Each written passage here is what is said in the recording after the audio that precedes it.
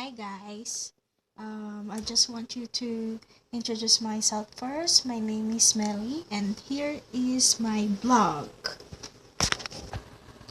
It's 7:44 PM na dito. In the Philippines, I think it's 2 a.m. or 3 a.m. something like that. Yes.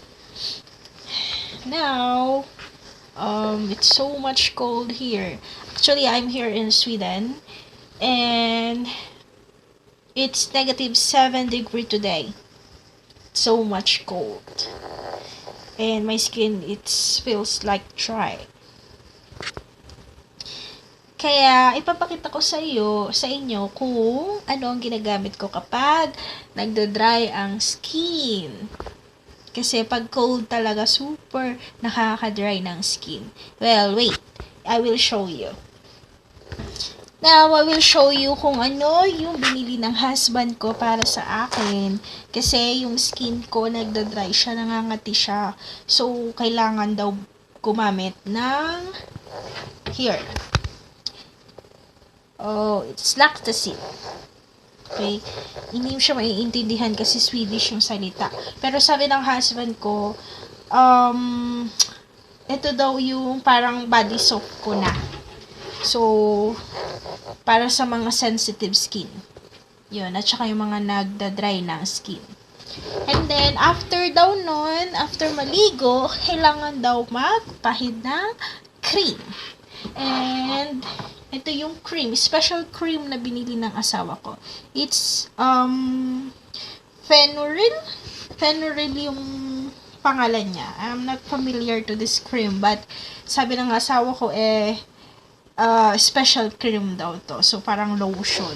Special lotion para sa mga sensitive skin. So, ngayon, kung kayo ay nagda-dry ang skin nyo, alam nyo na kung ano yung bibili nyo. So, ang pangalan ng parang mercury drug sa atin, it's Apotek. Dito sa Sweden. Apotek ang pangalan niya. So, parang putek lang, no? Pero hindi. Isa siyang parang mercury drug. Ganon, parang isa siyang bilihan ng mga gamot. Yan. Nakakaantok, no?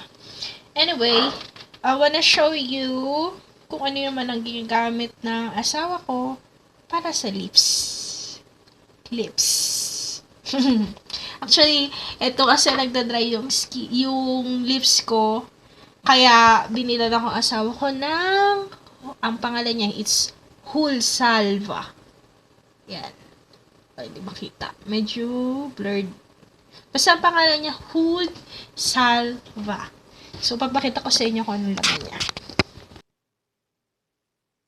Ito ang laman niya ng Hulsalva para sa lips. Para hindi mag-dry ang lips. Ayan. Ginamit ko na siya.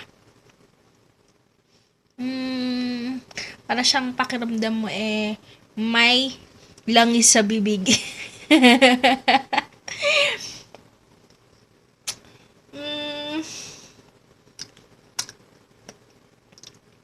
Hindi ko gusto lasa.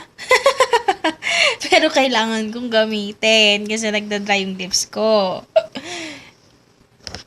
Hi.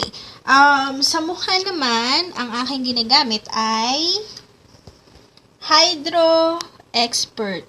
Hydro Expert. Hindi makita Bakit ganun? Ayan. Hydro Expert Cyan. Cyan ang pangalan. Cyan. Ayan. Sige. Intindihin nyo na lang, ha? Basta ang pangalan niya Hydro Expert Cyan. So, aqua gel. So, sa mukha ko ito ginagamit. Pag ginagamit ko siya, pagkatapos kong maligo, and then,